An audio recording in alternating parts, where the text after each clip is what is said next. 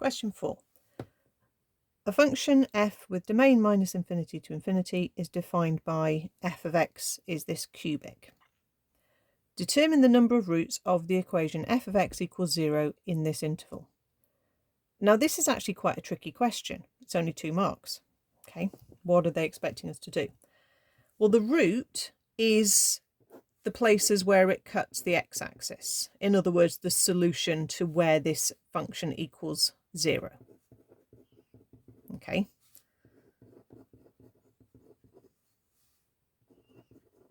So we're looking for when y is 0.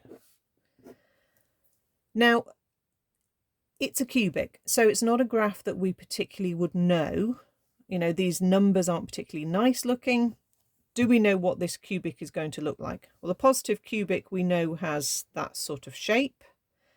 We don't know quite where the axis is. There might be 1 root, there might be no roots in this interval, there might be 3 roots. Okay, we just have to try and work out what is going on. One thing we could do is work out the value of the function at the start and at the end of the interval.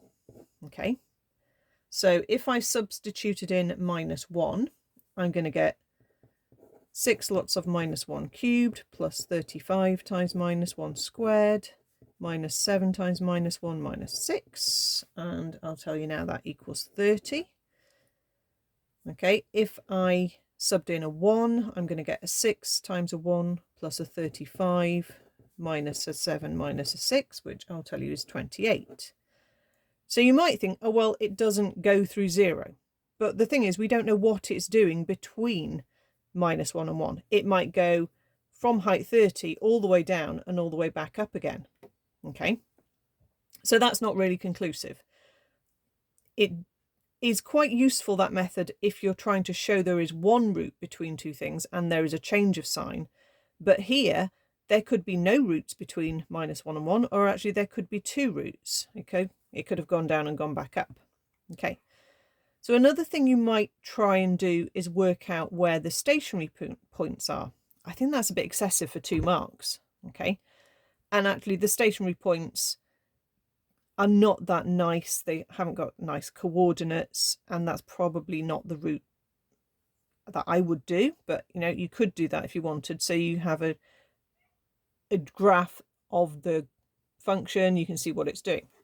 What I suggest we do, okay, to see what's going on here, is use a little function the calculator does, which is the table menu. Hopefully you can all see that quite clearly. Okay, if we use the table menu, so I'm just putting it somewhere where it's not too reflecting,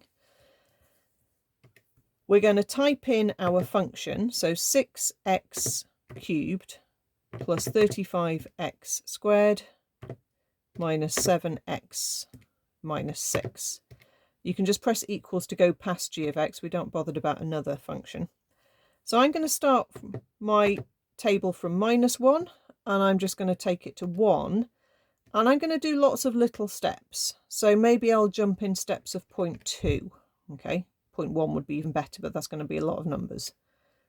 So basically this is just working out the y coordinates. So again, you can see there, that's when x is -1, the y coordinate's 30. We've already had that. Okay, if we draw a little plot of what's going on then, at -1 and at +1, okay,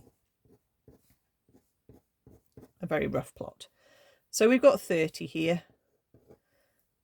We then come down to 18. We come down to 9, 2, -3. Okay, so we've gone below. Keep going. That's -6, which we know because there's a -6 there. Okay, we could have used that little bit of information as well. It's possibly looking like it's coming back up a bit.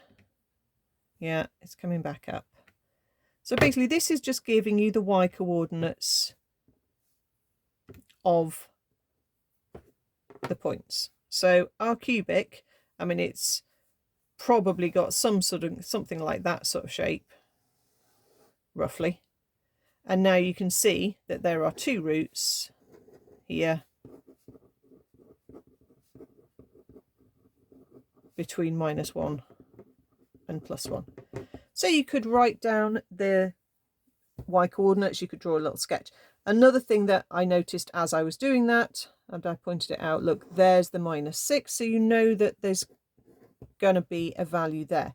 So if that's 30 and that's -6 and then that's 28, the only way that can happen is if it does cut the x-axis once there and then it cuts it again on the way back up. So there are two routes.